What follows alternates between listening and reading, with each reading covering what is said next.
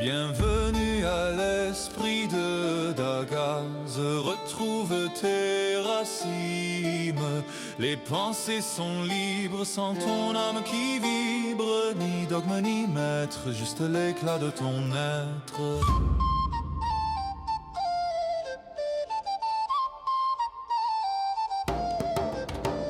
Laissez les légendes et les dieux au vestiaire. Les runes étaient surtout un outil utilitaire. Loin des incantations et des secrets magiques, on gravait son nom sur des peignes archaïques.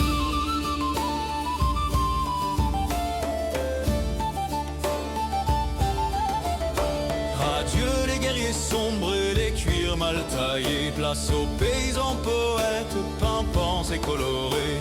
Entre listes de courses et menaces de divorce, le podcast vous révèle enfin la vraie force. Dans le partage d'âmes, chacun forge sa flamme. L'esprit de Dagaz, le podcast.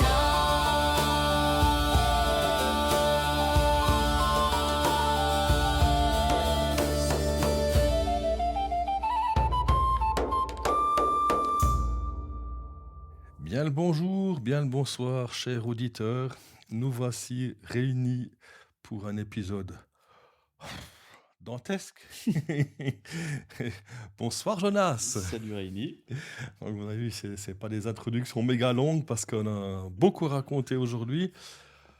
Comment introduire ce thème? Bon, vous l'avez déjà vu parce que votre podcast, il est sur votre téléphone portable ou sur votre Explorer ou je sais pas où c'est que vous allez nous écouter. On va parler de runes, mais il faut quand même dire que ce thème des runes, c'était le premier thème que j'abordais avec Jonas, parce que quand je suis venu me faire tatouer, c'était pour tatouer des runes, puis pas n'importe lesquelles. Et puis la première fois que j'avais proposé à Jonas de faire un podcast, il m'a dit « Oh non, ça ne m'intéresse pas ». Puis finalement, quelques mois plus tard, il me dit « il faudrait qu'on fasse un podcast ». Et puis d'entrée de jeu, on s'est dit « on va parler de runes, on parle de vikings ». Bon, 50 épisodes et plus tard, on n'a toujours pas parlé de runes ni de vikings. Donc voilà, on s'est dit, on a fait 50 épisodes et plus. C'est le moment maintenant qu'on s'y mette. On s'attaque à ces runes. Et après, la grosse question qui s'est posée, comment attaquer ce gros mutz, comme on dit en jurassien, donc ce gros paquet, ce gros tas d'informations. Eh ben, je me suis mis à ma place de co-directeur dans mon entreprise. Je me suis dit, comment est-ce qu'on veut faire comprendre ça aux gens? Eh ben, j'ai pris la méthode QQOQCCP. En français, qui, quoi, où, quand, comment, combien et pourquoi. Alors, Jonas a fait des gros yeux quand il a reçu, entre guillemets, un peu le plan du podcast. Puis finalement, il dit, ouais, c'est pas si mal que ça, quoi. Alors, on va voir comment on va creuser là à travers. Et sans attendre, on va commencer par la première question. Jonas, c'est quoi ces runes? Vaste sujet déjà pour commencer. Alors, si on devait décrire une petite précision, ce qu'on a décidé ensemble avec Rémi pour ce podcast, c'est rester le plus factuel possible. Donc, on va parler archéologie, on va parler histoire, on va parler science, on va parler runologie, puis on va s'arrêter à ce qui est su et connu. Donc, on ne va pas parler de croyance, on va parler de savoir. Donc, ce qu'on sait de ce que c'est qu'une rune, ce sont des symboles qui correspondent à des sons. Donc, c'est des symboles alphabétiques qui permettraient une certaine forme d'écriture. Je m'arrêterai là. Donc là, ils ont même dit des caractères épigraphiques. Ouais. Après, alphabétique, non. Oui. Donc, on comprend que c'est des caractères, comme tu as dit, Voilà. et un son qui colle avec. C'est ça. Donc ça, c'est le premier truc qu'on retient. Et ensuite, il y a différents types de runes. Il y a différents types de runes. Alors, si on fait un petit peu une chronologie de l'apparition de ces runes, on a tout d'abord ce qu'on appelle l'ancien Futark. Donc, pour la petite précision, pour ceux qui ne savent pas, Futark, ça correspond aux premières lettres de l'alphabet runique, donc F-U-T-A-R-C. C'est pour ça que ça s'appelle Futark. On reviendra après sur comment, pourquoi c'est de cette manière. Et on distingue plusieurs futarques qui correspondent à des dates précises, des époques précises. Donc on a le premier, ce qu'on appelle l'ancien futarque, avec 24 runes. Euh, les premières traces d'écriture de cet ancien futarque, si je dis pas de conneries, c'est l'an 150 après Jésus-Christ à peu près sur Alors un là, tu es peigne. en train de foutre la merde, Jonas. Hein. Je suis en train de foutre la merde. Parce qu'il y a quand après? On n'est que en train de Ah, parler. Hein. Vous voyez déjà, d'accord. c'est pas facile. Hein. Et je suis aujourd'hui dans le rôle de l'emmerdeur. Enfin, c'est Oui, quoi? cadre seulement, il n'y a pas de souci. Donc, quand on, donc on a futarque. voilà, il y a l'ancien futarque qui correspond à la période pré-viking. Ensuite, à partir de la période viking, donc de l'expansion viking, on a le futarque récent, où là, il y a 16 runes, si je dis pas de conneries, donc moins de lettres pour exprimer plus de contexte. Ça, c'est intéressant aussi de comprendre. Et puis ensuite, il y a une évolution, il y a plusieurs évolutions en fait, avec le futarque anglo-saxon, futorque anglo-saxon, qui a des multitudes en fait d'expressions selon les régions. Donc c'est là aussi qu'on comprend que c'est quelque chose de très vivant, en fait, les runes qui ont bougé au fil du temps. Donc, anglo-saxon, on s'imagine peut-être différents types de casques ou différentes guerres, différents rois. Mais juste pour vous situer le truc, c'est l'Angleterre, c'est tout le nord des Benelux, là, Belgique, Hollande, etc. Le nord de l'Allemagne, Danemark, et après ça continue, Pologne, etc. Jusqu'en Lettonie, Ouais. etc. Ça Les pays baltes. Oui, exactement. Ouais. Ça correspond de manière un petit peu plus étendue à l'ancien empire germanique. Voilà. Ce qui est intéressant, c'est qu'une fois dans mes recherches multiples, j'avais graillé sur Wikipédia, j'étais tombé sur le futarque Frise. Donc les Frises, c'est frontières néerlandaises, allemandes. Ils avaient quelques signes de plus, donc c'est toujours la même base avec des variantes, etc. Donc si vous voulez faire des tatouages, par exemple, qui partent un peu dans le spécial, j'ai fait des vacances dans le nord de l'Allemagne, machin, j'ai fait un... si vous voulez briller en société, là vous marquez des points, ça c'est facile. Et puis après, il y a aussi, il parle de runes cryptées. Donc là, c'est des variantes, comme on observe sur la pierre de Ruck. Donc maintenant, il y a le premier nom qui vient de tomber, pierre de Ruck. Ce qui va se passer, chers amis, c'est que vous aurez dans le podcast, à la fin, les fameuses show notes, les show notes. Et puis, c'est là qu'on va vous mettre toutes les références qu'on a trouvées. En parallèle, sur le site la rune... la rune de Dagaz. L'esprit de Dagaz, je sais même plus le nom du podcast. Il y aura un article qui va de pair avec le podcast ici, où vous aurez la partie écrite de tout ça. Parce que notre but, c'est comme d'habitude, dans celui-ci ici, on va peut-être vous apprendre quelque chose, mais on va quand même vous inspirer à faire vos propres recherches. Et qui sait, peut-être aller visiter tous ces musées ou peu importe de votre propre chef, quoi. Ok, donc on a fait le quoi. Maintenant, on arrive sur le deuxième point, c'est où. Donc où est-ce que c'est né, où est-ce qu'on trouve cette histoire. Alors, ce qui est communément accepté, justement, de nouveau d'un point de vue très scientifique, historique, c'est que le bastion des runes, ça correspond à, justement, à tout ce qui est germain, d'abord. Donc, ce serait la naissance des runes, ce serait en Allemagne. L'histoire qu'il y a là derrière, c'est que, donc là, on est pendant l'Empire romain, donc on est avant Jésus-Christ par là autour. Donc on est autour de l'an 0. Les Germains, donc Germain, ça englobe aussi les Scandinaves, hein, c'est l'empire germano-scandinave. Hein. Les Scandinaves font partie de l'empire germanique. Donc c'est pas les Vikings. C'est pas les Vikings, non, on est encore loin de là, très loin de là. De nouveau, c'est à peu près l'an 0. Les Germains avaient contact forcément avec l'empire romain, qui eux utilisaient un système d'écriture qui leur était propre. Et puis, je pense certainement que les Germains, ils ont tout à fait compris l'intérêt qu'il y avait de transmettre de manière écrite ce qui était dit de manière orale, parce que ça reste, ça se transmet, c'est beaucoup plus, ça se transforme peu au fil des gens qui font un petit peu ce tour-là.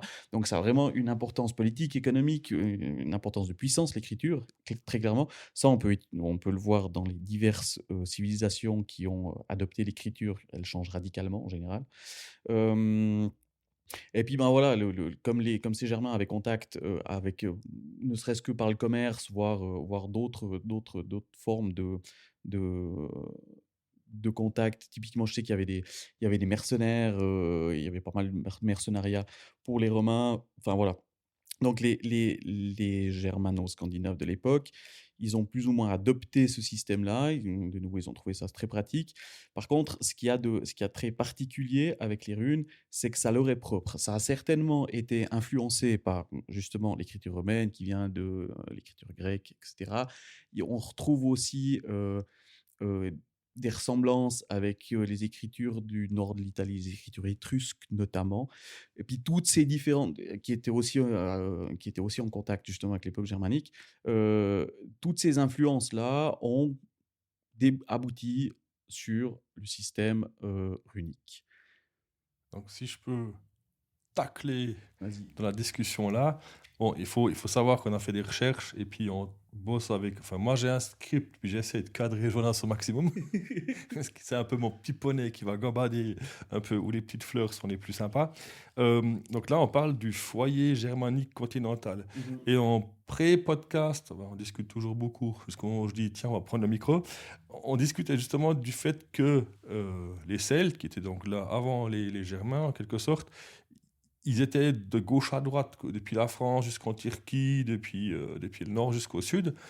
Et ce qui est drôle, c'est que où on est en train d'enregistrer le podcast, donc Valais, Saxon pour être précis, tout proche de chez nous, il y a, pour la xème fois, je répète, le mur d'Hannibal au-dessus de Martigny, et ben c'est là qu'on voit ce que j'appelle pour moi un peu ce point de fusion, quoi. Il y a un soldat romain, qui était peut-être sûrement pas romain, qui a gravé dans une pierre le texte je m'appelle tel et tel nanana, et puis ben quand j'ai vu la photo je me dis bah, c'est des runes ça. Ben non, il n'y avait pas que des runes, il y avait c'était ce fameux alphabet de Lugano, et c'est là qu'on se dit que c'est venu du sud Ouais. par un mélange de culture romain, celte et germain, parce que les Germains ils sont pas tombés du ciel puis pouf c'était en Allemagne, hein. Tout à fait. Donc c'est aussi un peuple qui a peut-être émergé de quelque part. C'est peut-être des peuples celtes qui se sont transformés, j'en sais rien. Je ne suis pas historien non plus.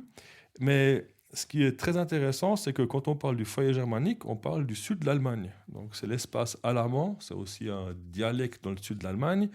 Et la région de Thuringen, donc thuringien en français, c'est tout ce qui est un peu le sud de l'Allemagne de l'Est. Et ben ça, c'est on dit le foyer. Mais ce foyer-là, c'était le haut lieu de la culture celte auparavant. Il y a des monticules comme le monticule de Huneberg. Il paraît que c'était la plateforme centrale européenne au niveau des échanges, quoi. C'est là qu'il y avait les premiers Fürsten, je ne sais plus quel titre c'est en français. C'est pas un roi, c'est un peu plus bas. Bref, ben, ils ont trouvé des richesses énormes qui venaient de toute l'Europe, quoi. Donc là, on est avant JC. Oui. Donc souvent, à l'école, on commence avec les Romains, puis les Égyptiens, et puis les Grecs.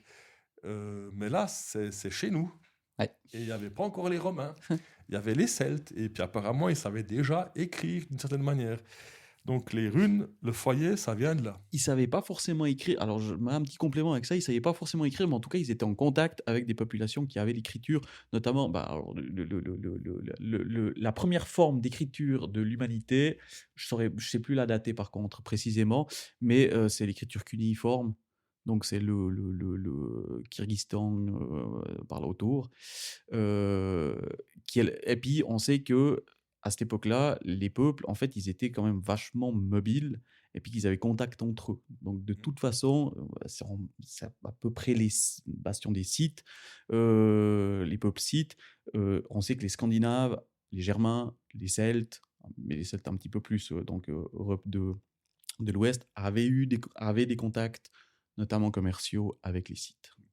Puis après, poursuit avec la zone Elbe-Rhin, donc c'est les deux fleuves qui prend la naissance en Suisse, le Rhin. Et ben là, on a fait des découvertes d'objets rituels et militaires. Il y a la fameuse lance de Darmsdorf, ça c'est en Allemagne, hein, vu la prononciation.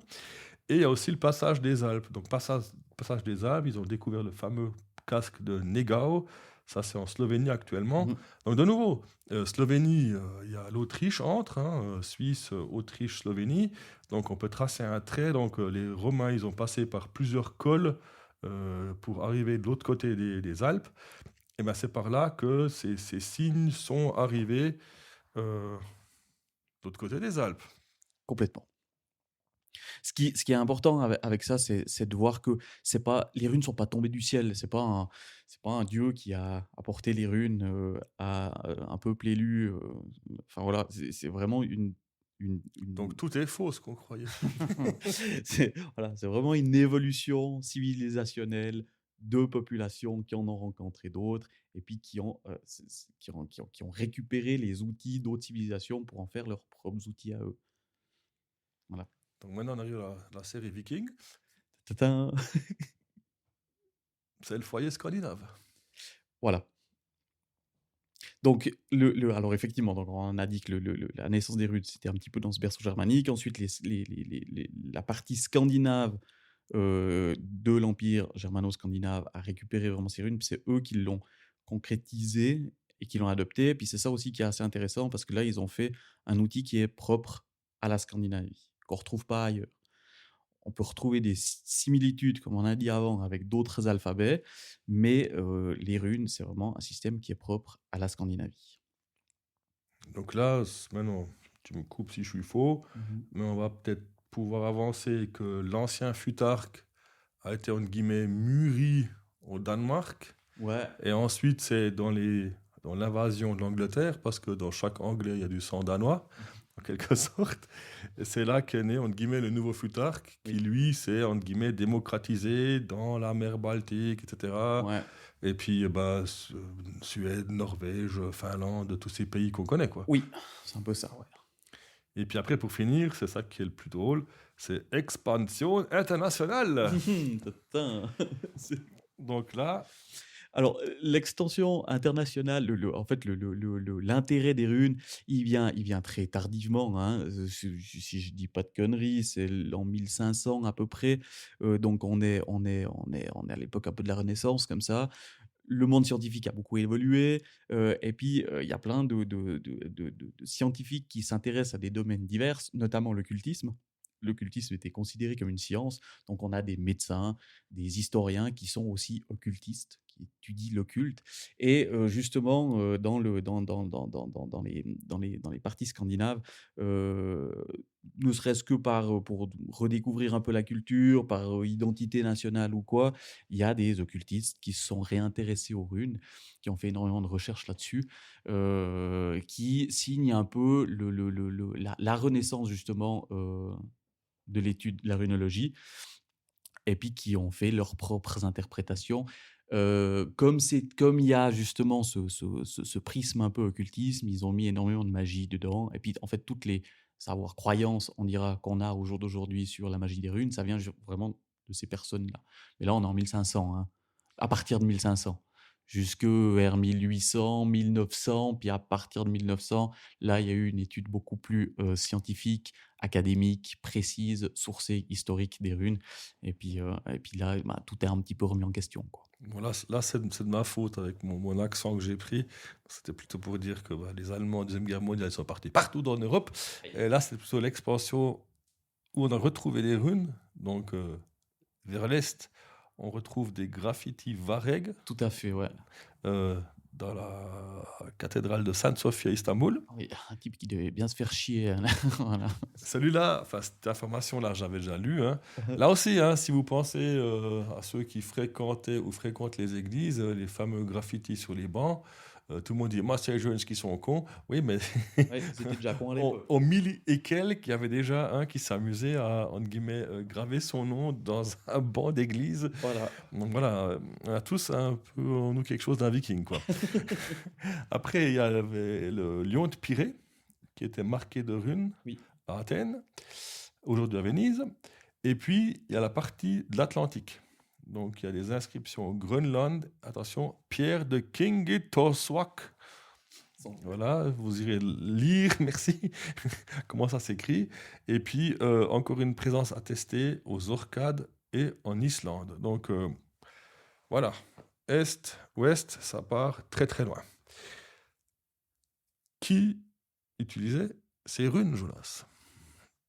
Alors, d'après justement les historiens, donc on a dit, on vient déjà sur Caen, oui, on peut mettre un peu sur Caen, hein. Donc les premières, parce que ça dit, C'est qu'on va faire qui et quand ensemble, parce ouais, que voilà, sinon parce que qui dit tu Caen, vas te Caen dit qui. brider. Puis ça va Ouais, être- c'est ça. Donc la plus vieille source, la plus vieille trace de runes gravées, écrites, c'est, si je dis pas de conneries, toi, t'as le truc sur les yeux, c'est un peigne, c'est l'an 150 à peu près. Et puis sur ce peigne, si c'est marqué, alors je sais plus si sur celui-là c'est marqué juste peigne, ou bien s'il y a le nom du bonhomme dessus qui l'a gravé. Alors, c'est le peigne de Vimose Voilà, merci. qui a été découvert à Vimose dans un marécage. C'est souvent dans les marécages parce que ça se conserve là-dedans. Voilà, Je l'ai vu au Musée national du Danemark à Copenhague. excellent. Et puis, c'est la plus ancienne inscription connue, Oui, vers 160 après JC. merci. Et puis, il y a écrit dessus, ils ne savent pas si c'est chevelure ou peigne. Ouais, voilà, d'accord. Mais Ouais. Mais c'est ça. Pour revenir à qui, ce qui est de nouveau ce qui fait consensus, c'est que ben voilà, le système d'écriture commençait à devenir de l'écriture, n'était pas forcément accessible à tout le monde. Parce que ben, ça prend du temps pour former, pour étudier. Tout le monde n'a pas forcément accès à ces formations-là, surtout à cette époque-là. Donc, c'était certainement réservé quand même à une élite. Et puis, le fait de savoir écrire, certainement qu'à l'époque, ça situait un statut social un petit peu plus élevé que la moyenne. donc, il y a ce fameux nom, Erilaz, qui désignait le maître graveur de runes. Et il y avait aussi des gens qui étaient en formation pour devenir maître graveur. Donc, Voilà. Erilaz, c'est le nom technique, je pense, qu'ils ont retrouvé sur les écrits pour désigner la personne qui avait, entre guillemets, intellectuel le savoir, enfin, détenait le savoir, et puis était techniquement capable de réaliser Oui. ça. Ça, c'est un point assez important, justement, par rapport à qui et quand. Parce qu'effectivement, énormément d'artefacts où on retrouve des runes dessus sont signés par la personne. Soit ils sont signés par le possesseur, en signe de possession, justement, en disant, bah voilà, cet article-là, il appartient à. Soit il est signé par celui qui a gravé la rune. Tel et tel a gravé la rune en mémoire de tel et tel par rapport à ses hauts faits dans l'Est, etc., etc., etc. Donc, c'est un peu culturellement comme une pierre tombale. Ouais. On retrouve, alors ça, on en parlera, mais ça vient un petit peu plus tard. Mais effectivement, il y a énormément de sources archéologiques qui sont composées de pierres runiques, ce qu'on appelle les pierres, des pierres runiques. Donc, c'est des pierres dressées avec des écritures runiques dessus, qui sont en grande partie, pas toutes, mais en grande partie, des monuments aux morts. Mhm. Voilà, Bon, c'était le rapport aussi avec aujourd'hui, quoi. Tu commandes ta pierre, tu as celui qui te la grave. complètement. Quelque part, il y a son petit logo dessus, puis Ouais. tu sais qui l'a gravé, quoi. C'est ça. Un peu comme une signature d'artisan. Exactement. Après, plus tard, je pense que ça s'est vraiment démocratisé Mhm. avec le nouveau Futark, le jeune. Donc là, par exemple, dans mes recherches, on parle du peuple, en règle générale, Oui. parce qu'ils ont fait des fouilles à Bruggen, à Bergen, où ils ont trouvé des listes de courses, des noms des gens qui ont gravé leur nom, même avec une inscription datée pour voir le nombre de fois qu'ils sont venus à Bergen ou quand ils étaient la dernière fois. Donc, on parle de marchands, on parle de citoyens lambda, des correspondances privées. Il y avait une histoire où une dame avait écrit si gna gna gna lit ceci, il n'a pas intérêt à rentrer à la maison. Enfin, il y a des histoires assez loufoques, mais on les retrouve dans les livres scientifiques. Donc, c'est pas un gars que je vous raconte maintenant, c'est des choses qui ont vraiment été retrouvées et gravées en runes. Oui. Ça souligne de nouveau hein, ce côté très, très, très pratique de l'écriture. Alors, j'insiste un petit peu là-dessus pour faire le parallèle avec ce fameux côté magique. C'est d'abord et avant tout utilisé comme un outil pratique. En tout cas, la majorité des découvertes qui ont été faites, il y en a quelques-unes qui prêtent à interprétation, mais la majorité des découvertes qui ont été faites et traduites correctement, c'est pratico-pratique, c'est du quotidien, très clairement. Ouais. Après, il y a aussi un truc qui va plaire à la section féministe du podcast. je rigole. Bah, c'est aussi la propriété foncière, enfin l'héritage des femmes. Oui. Donc, il y a eu beaucoup d'inscriptions sur les pierres uniques où était attesté que le terrain sur lequel la pierre était posée appartenait à Ouais. telle et telle personne, la gente féminine. Mhm. Donc là aussi, les hommes possédaient tout. Non, en règle Non, générale, le gars partait sur son bateau, avait une chance sur deux de revenir. c'est Bah ouais, ça. c'est 50-50. Et ben le terrain appartenait à la femme. Hein. C'est Oui, pas du style, il est parti, je veux prendre ce que je veux. complètement. Euh, voilà, sociétalement, c'était différent ce temps-là. Oui, on sait que les femmes, en ce temps-là, étaient ce qu'on appelle les gardiennes du foyer. Elles avaient la clé du foyer et du coffre de manière très symbolique, hein, mais aussi de manière très concrète. C'est elles qui détenaient ça, qui détenaient le patrimoine, entre guillemets. Ok, je pense qu'on a fait le tour de savoir qui était acteur de l'usage de ces runes. Maintenant, si on peut partir encore une fois dans la partie de quand, pour mettre un peu une chronologie. Mhm. Donc, il y a la première période qu'on situe 150 après JC jusqu'à 400, qu'on appelle la période d'émergence. Mhm. Donc là, bah, comme tu l'avais dit avant, des runes archaïques sur des objets mobiles, peigne, etc. Ensuite, il y a eu la période de migration. Mhm. Donc, c'est celle-là qui va nous intéresser beaucoup. Après, c'est de 400 à 700. Donc là, on va parler des fameux bractéas. C'est ça, c'est l'époque de Wendel. L'époque de Wendel, c'est l'époque des grandes migrations, justement.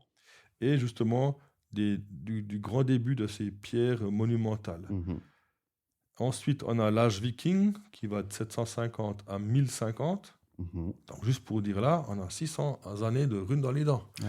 Donc, art viking, comme tu l'as si bien déjà dit une fois hors antenne, ouais, Ouais, il y avait quelque chose avant, quoi. il y avait quelque chose avant. Et surtout, la période viking, elle ne va pas durer aussi longtemps. Non, c'est relativement court, en Elle est fait, au beaucoup final. plus courte, quoi. Ouais. Donc là, c'est vraiment l'apogée de la pierre runique en Scandinavie. Mhm. Et puis pourquoi apogée? On va aussi venir après, quand on vous donnera un peu des quantités. Et puis au Moyen Âge, donc 1050 à 1400, utilisation de la loi, Mhm. le Codex Runicus Voilà, et fameux. les runes, attention, ecclésiastiques. Oui.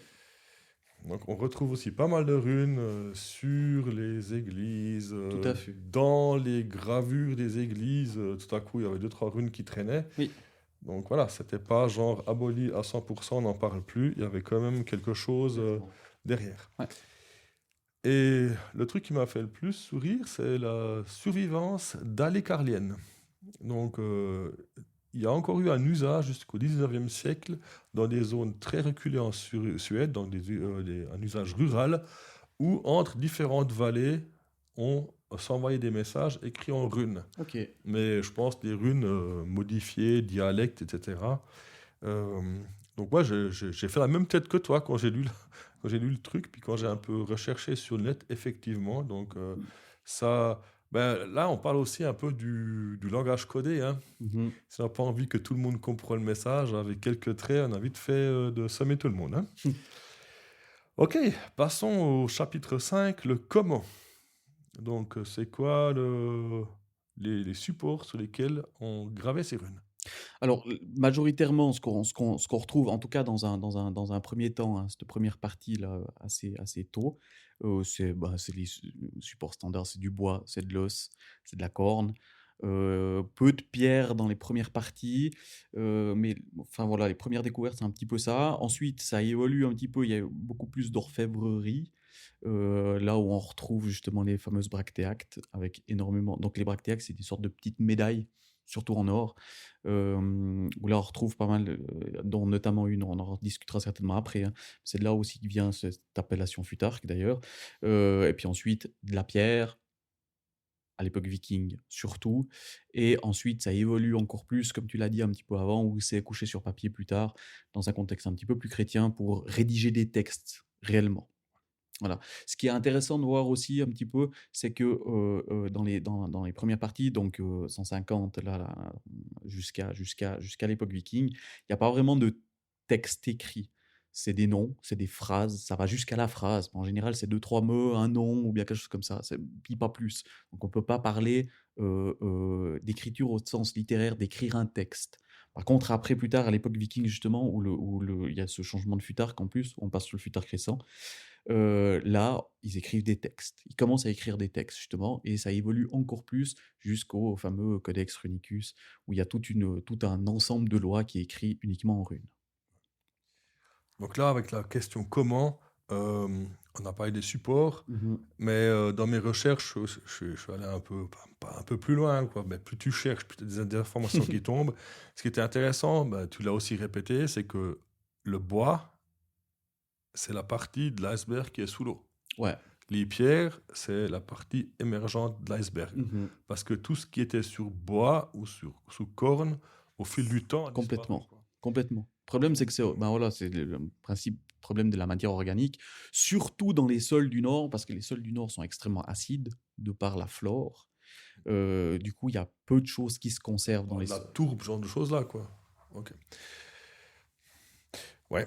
Et puis, bah, comme les Celtes et aussi les Germains avaient l'habitude de balancer beaucoup de choses dans l'eau, hein, ou dans les marécages, parce que pour eux, c'était la porte vers l'au-delà. Oui. Et ben, tout ce qui était balancé dedans, soit ça flottait, ou c'était sur la vase et ça s'altérait, ça disparaissait, ou pour les personnes qui ont la chance d'aller au musée naturel à Neuchâtel, tout ce qui est, enfin tout, d'après ce que j'ai compris, il y a aussi un podcast, cherchez le podcast, je vais mettre aussi en lien, je suis gentil. Ils ont fait un podcast sur le musée et son contenu, ils expliquaient de quelle manière ils ont réussi à résoudre quelques énigmes, parce que une partie des trouvailles était ensevelie sous la vase. C'est ça. Population lacustre. Ouais. Voilà. Donc là, je vous laisserai écouter le podcast parce que l'histoire est super passionnante. Enfin, moi, j'ai trouvé vraiment très bien. Un grand bravo à eux. Très informatif. Et puis, tant qu'on ne cherche pas, on ne trouvera pas. Donc, on ne sait pas encore tout ce qui est au fond des lacs. Complètement. Et ce qui risquerait un jour de remonter à la surface. Oui. Et on va dire... Mais Rainer et Jonas, votre podcast, qu'il est faux, parce qu'ils ont trouvé ça. Là, on est en 2026, juste pour mettre... Voilà. pour à mettre la lumière des connaissances qu'on a actuellement. Voilà. Pour parler un peu télé-réalité, au jour d'aujourd'hui, on était juste, quoi. Après, il y a la fameuse tracéologie, donc là aussi, analyse microscopique sur les incisions, sur les ciseaux, les maillets, sur les armes en quelque sorte, pour voir déjà qu'est-ce qui reste encore. Parce que des fois, en surface, on peut encore déceler quelque chose qu'on ne voit pas forcément à l'œil nu. Tout à fait. Et après, il y a un truc qui est super intéressant, c'est la fameuse polychromie. Donc, on retrouve sur les pierres uniques, surtout, des pigments de peinture rouge. Ça peut être soit de l'oxyde de fer, ou après on a noir pour le charbon, ou du blanc. Et puis, parce que les pierres n'étaient jamais à l'état grise, donc on peut encore faire des analyses au niveau des pierres à ce niveau-là, pour voir déjà aussi de quand ça date, quoi, Oui. avec ces pigments. Oui, tout à fait. Ça aussi, c'était un truc super intéressant pendant mes recherches. J'ai trouvé ça vraiment... Ça, je trouve que c'est très intéressant aussi parce que c'est vrai que les pierres qu'on voit à l'heure actuelle, elles sont brutes, elles sont grises. Certainement que les pierres de l'époque, elles avaient des couleurs un peu partout. Mais ce qu'on retrouve beaucoup aussi en Scandinavie, à l'époque viking aussi énormément, c'est que mais même les habits, tout était très coloré en fait. Je précise ça parce que ça fait un petit peu le penchant. Alors, je suis obligé de faire le lien avec la série Viking où ils sont tous en noir puis en cuir. Non, ça, c'est pas historique, ça. Ça, c'est non. période sombre. Le cuir, il n'y a pas. La fourrure, il n'y a pas. C'était des habits en hiver, laine, oui. en lin. Oui, un petit peu de fourrure, mais de manière très spécifique en plus. Bien sûr. Mais on pourra en parler à la limite dans un autre podcast. Mais Je vais te le rappeler. merci. Mais voilà, c'était vraiment des habits colorés. On trouve beaucoup du rouge, du jaune, du vert, du bleu. Et puis en plus, ces couleurs, elles avaient vraiment une symbolique parce que plus la teinture était précieuse, était rare, plus ça montrait ton rang social aussi. Donc c'est hyper important d'avoir des couleurs là-dedans. Donc certainement que ces pierres-là, il y a quelques artistes qui ont essayé de reproduire un petit peu et puis de colorer ces pierres. Elles étaient certainement très très colorées. Ça en jette, quoi. Ouais. Voilà. Alors, si vous voyez des pierres colorées, non, si, c'était comme ça. Si, voilà. C'est vrai, voilà, des fois, voilà, D'un côté, c'est pas tellement faux, puis on peut pas s'en vouloir, parce qu'on a une façon de toujours de romantiser les choses. Oui, Et puis, ben voilà, le viking qui était fort et tout, on le voyait pas forcément avec, je sais pas, avec un une... expert en poésie. Ou bien, imagine-toi un capuchon, mais rose, quoi. Ouais, complètement. T'es un guignol, non? Ben, Non, c'était non. peut-être comme ça, quoi. Ouais. Enfin bref, ben, ça c'est quand ils ont mis du rouge avec, ouais, avec une autre couleur pour laver dans la rivière. Ok, donc passons maintenant au point 6. Combien? Donc, Jonas, combien tu crois qu'il y a à ce jour d'inscriptions recensées au niveau mondial? Ouais. J'en ai alors, franchement aucune idée, mais C'est pour ça que je pose la question, parce que moi oui. j'ai les chiffres sous les yeux. Mais... mais des milliers, très clairement, parce que de nouveau, on parle de 150 à aller 1200, je crois, les dernières vraiment traces. Ouais, pas, bon, 1200, après, on commence Alors je sur veux du te papier, dire mais environ 6500. waouh, joli. Ça Ouais, c'est recensé. ok. Et puis après, au niveau de la répartition géographique, bon, on va pas faire un concours pour que te fais planter chaque fois. Bon, de toute façon, tu le sais, la grande majorité, c'est en Suède. Ouais. Il y en a environ 3600, dont la majorité dans le pays de Uppland. Mm. Après Norvège, 1600, Danemark, 900. Là aussi, c'est drôle parce que le Danemark, c'est entre guillemets un petit peu le berceau, parce que c'est comme de là que tout part, et puis tout revenait parce qu'il y avait une ou deux, comment dire, les ports en quelque sorte. Bah, c'est les plus proches du continent, donc Voilà. au niveau commerce, c'était le plus Mais accessible. voilà, Ouais. tout était fait en bois, les palissades en bois, les maisons en bois et en terre anglaise. Mais voilà, ça ne survit pas. Et ben, les Suédois, je pense qu'ils avaient aussi pas mal de pierres, surtout dans le Uppland, hein, apparemment. Donc ça se gravait bien. Donc 900 au Danemark, 1600 en Norvège. Après, en Allemagne, Europe centrale, on est entre 100 et 150. Principalement vieux Futark, ça c'est aussi intéressant. Hein. Et ensuite, les îles britanniques, une centaine. Et ça aussi, c'est intéressant parce que je pense que sur les îles britanniques, il doit y avoir un sacré mélange entre les runes et d'autres inscriptions, d'autres peuples. Je pense qu'il doit y avoir un mélange monumental Ouais, là. ouais. J'ai jamais eu la chance de visiter, mais ça serait, je pense, intéressant. Et puis, au niveau de la répartition par support, sur les 6500 inscriptions, il y a 3000 pierres runiques monumentales. Mm. Donc, c'est la moitié, je trouve ça impressionnant. Et puis, ben, le reste, ça se divise entre armes, fibules, os, bois et métal. Ouais. Mais c'est quand même peu, hein, quand on pense Oui. maintenant que chaque petit musée de n'importe quelle ville a des pièces romaines, poteries et patati et patata. Ben non, cette période-là, ben, ça s'est moins conservé parce qu'ils se sont bien fait démonter la tête plus tard. Mhm. Et en règle générale, c'est les vainqueurs qui écrivent l'histoire. De toute façon. Bon, passons au point numéro 7. Pourquoi on utilisait ces runes? On peut juste faire peut-être un petit bref rappel.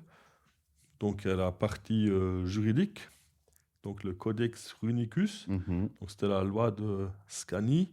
Donc, ça, c'est le seul manuscrit juridique intégral en runes. Ouais, écrit totalement en rune. Voilà. Après, la partie mémorielle, donc là, bah, établir la lignée pour valider un transfert d'héritage, comme Mhm. on avait dit avant. Oui, la possession. Après, il y a ça, c'est le petit côté où peut-être d'autres personnes vont dire ah, rituel et médical. Ouais. Donc ça, c'est assez impressionnant parce que ils ont quand même trouvé des amulettes qui étaient entre guillemets conçues contre la maladie. Donc c'est des inscriptions qu'ils ont fait dessus avec des invocations divines. Ça parlera sûrement à certaines personnes, la fameuse formule Alou Mhm. et l'Aucas. Ça, on y verra peut-être plus tard. Oui. Et la gématria. Donc c'est le calcul numérique sur la valeur des runes. Donc chaque rune avait une valeur chiffrée. Ok. Et puis on utilisait ça pour sceller une intention rituelle. Mais je pense que là on arrive aussi dans les sigils, dans ce genre de trucs-là, numérologie. Ouais, je sais pas. Là, Alors là, là, d'un point de vue historique, je resterai très très prudent par rapport à ça. justement, ça on l'a écrit. Il y aura peut-être des recherches qu'il faudra qu'on approfondisse. Mais passons Au dernier point de ce podcast, on va quand même vous réciter un peu les sources qui nous ont permis d'avoir on va dire, les informations. On a l'Eda poétique. Qu'est-ce que c'est en quelques mots, l'Eda poétique? On n'a jamais parlé vraiment. Ouais. Donc l'Eda poétique, c'est des textes qui ont été écrits, si je dis pas de conneries, c'est 1200-1300 par là autour.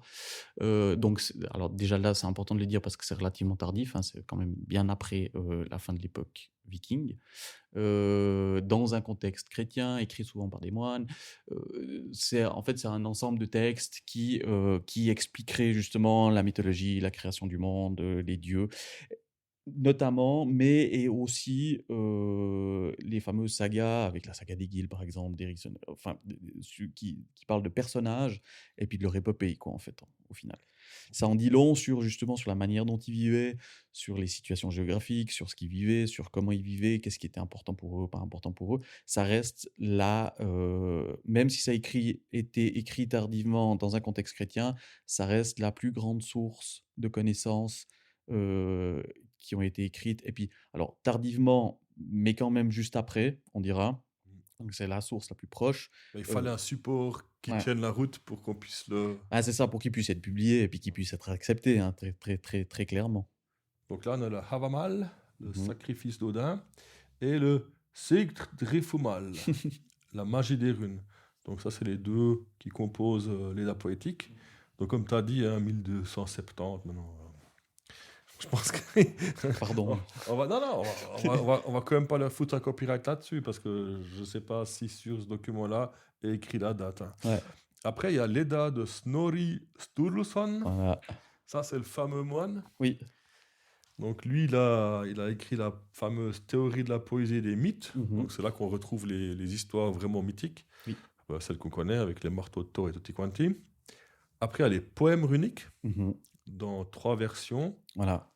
anglo-saxonne, norvégienne et islandaise. Mhm. Et puis, je crois que c'est là aussi qu'on retrouve les 3 différentes influences au niveau du lexique, vu que c'est quand même 3 zones Oui. géographiques très distinctes. Et maintenant, c'est le truc le plus vieux, c'est Tacite qui l'a écrit, c'est Germania. Oui. C'est la première mention historique où on parle de divination par le bois marqué. Mhm. Et ça, on va y venir dans le prochain épisode. On va un peu parler de ça. Et puis, quand vous irez sur le site ou dans les show notes, vous aurez 7 sources nominatives avec leurs liens. Donc, il y a 1, 2, 3, 4 livres. Et il y a 3 bases de données. Il y a une base de données, c'est le catalogue national avec photos et géolocalisation de toutes ces pierres uniques. Ouais. Ça s'appelle Runor. C'est en Suède que vous trouverez ce site. Après, il y a un journal scientifique qui s'appelle Journal of Runic Studies. Ils ont même un site à part entière. Et ensuite, c'est le musée. Enfin, si vous avez la chance de passer par Copenhague, allez-y. Franchement, j'ai passé une matinée que dans cette aile-là.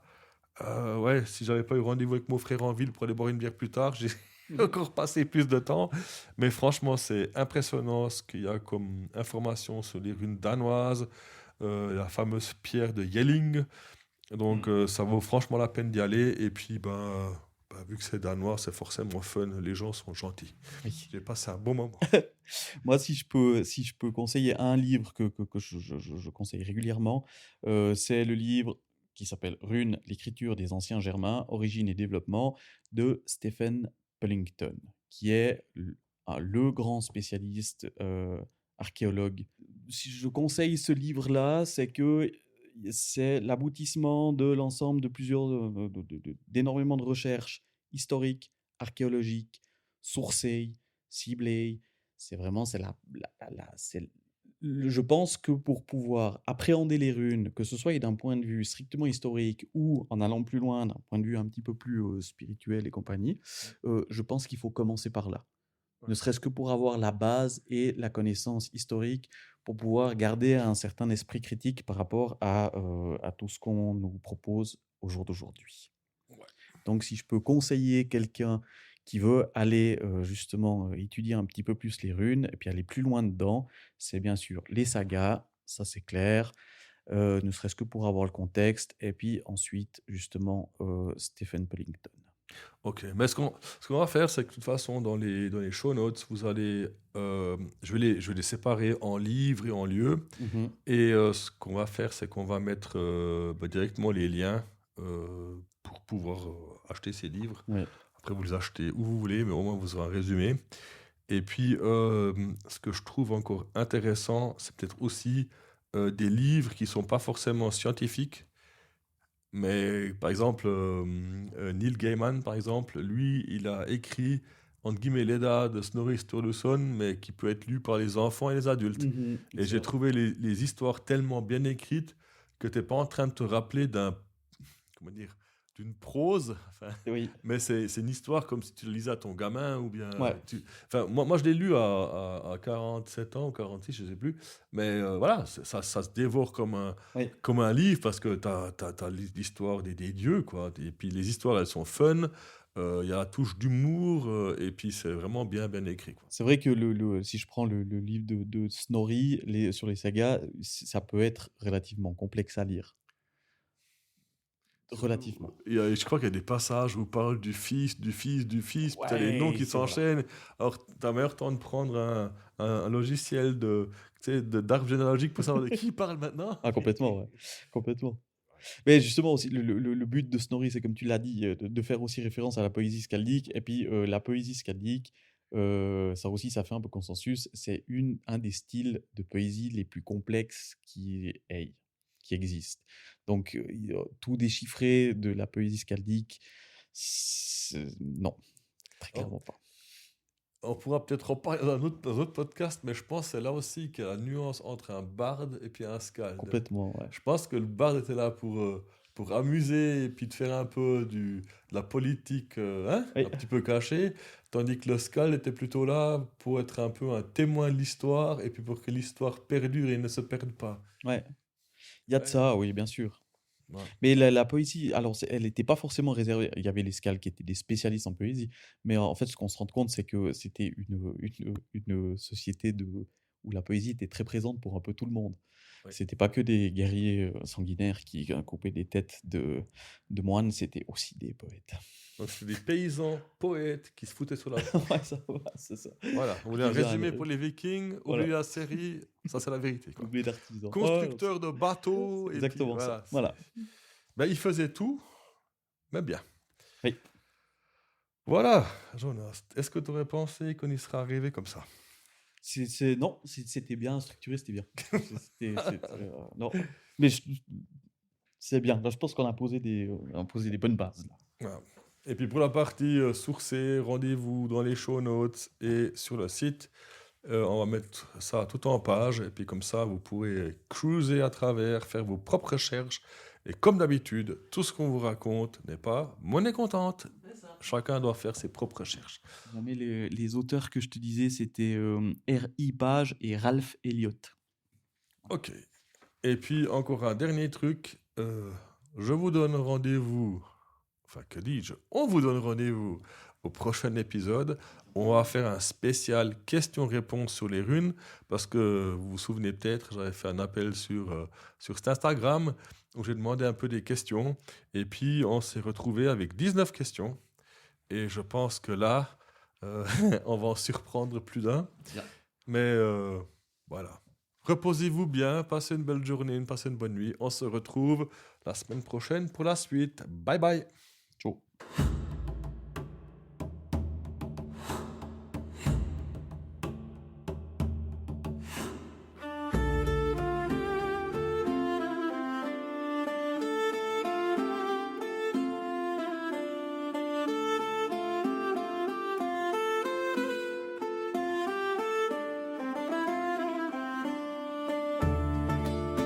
L'aube se lève sur l'ombre qui s'efface. Le cycle reprend sa course et sa place. Dans la grande roue où tournent nos saisons, petits ou grands, nous suivons l'horizon.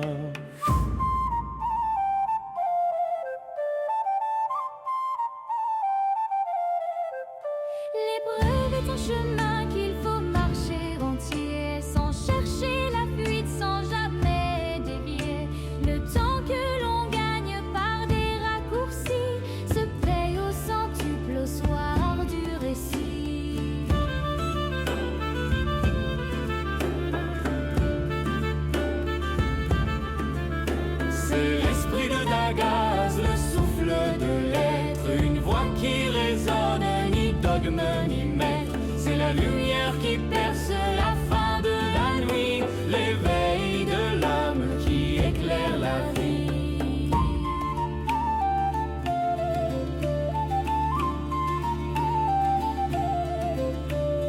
Ma vérité n'est pas celle de mon frère, rien ne vibre pareil sur cette vieille terre. Cette différence est notre or, notre chance qu'on partage au sien comme une belle alliance. Liberté chérie, tu es responsabilité. Cultivons ce jardin pour plus de clarté. En renforçant nos racines fortes et profondes, nous tiendrons debout sous l'orage qui gronde.